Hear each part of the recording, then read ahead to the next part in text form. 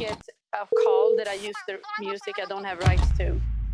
If I don't have the indemnification clause, there would be a catastrophe for my company. Yes. I hope you're ready for some business law, because we are definitely ready here. And we're digging into a crucial part of contracts today, the indemnification clause. Indeed. So it's a very interesting discussion, this different contracts, because it's very, very important of what I learned from listening to you. Yeah. And I would say that the indemnification clause, that might be the most misunderstood clause of all. Well, why is that? It's kind of complicated. Yeah. So in order to kind of grasp, we'll start with an example. And that is, imagine that I'm an advertising agency and you're a car company and you have a super cool new electric car. Wow. Yeah. You're going to launch it worldwide. Yeah. And you engage me to put a concept, a logo, and I provide you with music, a song that you just love. It's amazing. Yep. Yeah. So you launch your electric car all over the world. My song is playing at all of the malls, on YouTube, on Instagram, everywhere. You're playing that song. And then somebody sues you, claiming that that is their song. Oh. You are committing copyright infringement on their song. And you are, because you're playing it all over and you did not have the rights to it, because it was their song.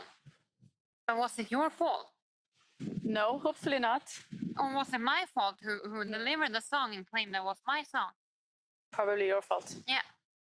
So all you did was trust your service provider. You trusted me, your consultant, that I did an honest, fair job, right? Of course. Yeah.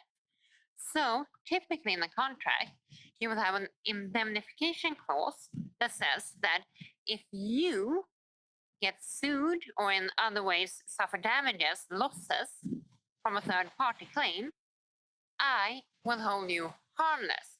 It's my fault. It's due to me what I delivered. Okay, so I will not get any problems from that. No, you will still get sued because you're the one doing the fault. But let's say that you're sued for 5 million. Yeah.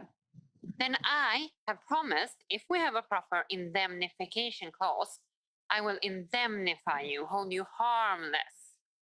Because otherwise you would not want to buy that song from me if I could not promise you that it's my song. So I will have to pay you the 5 million. So I hold you harmless. I make you whole again. Wow. That's so important. Indeed. I mean, I had never read anything about the indemnification clause, but what should you look out for in an agreement?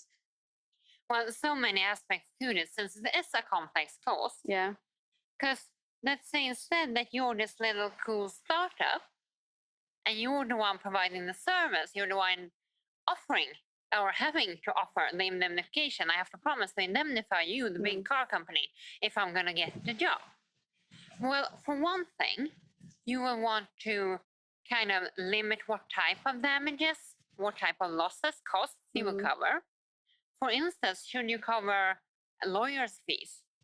And that can be a really big one. In some instances where it's intellectual property infringement, that can actually be the biggest part.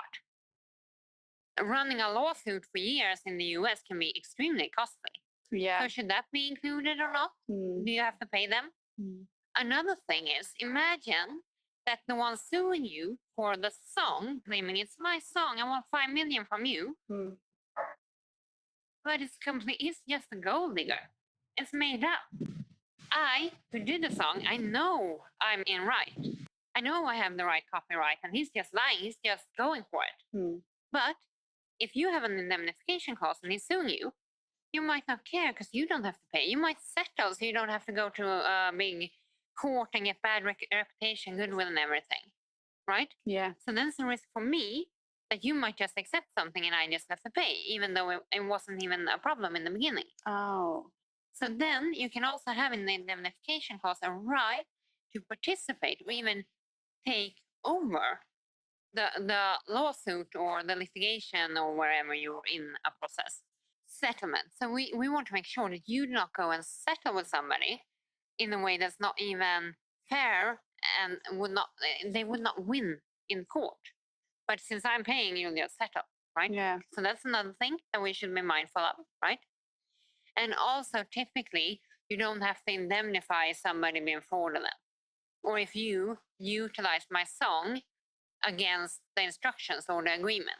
I mean, imagine if I say I have the right entitlements to use the song in the US and you go use the song in Japan. Then I should not have to cover that either, right? So all of these things you need to think about, depending on if you're the buyer or the seller, if you're providing a product, you should limit it so that you make sure that it's reasonable. You only indemnify third-party claims that are reasonable. Yeah. So I am the person launching the electric cars, and I get a call that I use the music I don't have rights to. If I don't have the indemnification clause, that would be a catastrophe for my company. Yes. I would dig myself in the ground. So anytime you utilize somebody else's product, make sure you have an indemnification clause that's reasonable. But does that mean like if I use the services online for like example programs and stuff? Absolutely. In tech, it's crucial. Startup tech and anything like that. Make sure that if you're using a new startup company's tech, that you have an indemnification clause so that they really own and control, and that they do not get, or you do not get, sued for using somebody else's intellectual property due to you trusting that startup company. So absolutely, extremely important. Because of what I can hear, using someone else's property, I mean, it's a big crime. Yeah, it can be costly. It can be very costly, and you don't want to be that person that does anything wrong too. And you should know also that the big tech companies, they are really, really protective over their IP, their intellectual property. So they will go after somebody misusing it. So it's really good to have. So this is a lot of good information that you as a business owner would have. Yeah. Because this is knowledge that we share here for free at zero cost. We have a professional business lawyer explaining this, and that's why we're having this channel, so you can take a part of it. Yeah. If you have any more questions, please drop them down below in the comment section, and don't forget to like and subscribe, because we are going to be back and we're not going to stop talking about business law. Stay tuned. Bye-bye.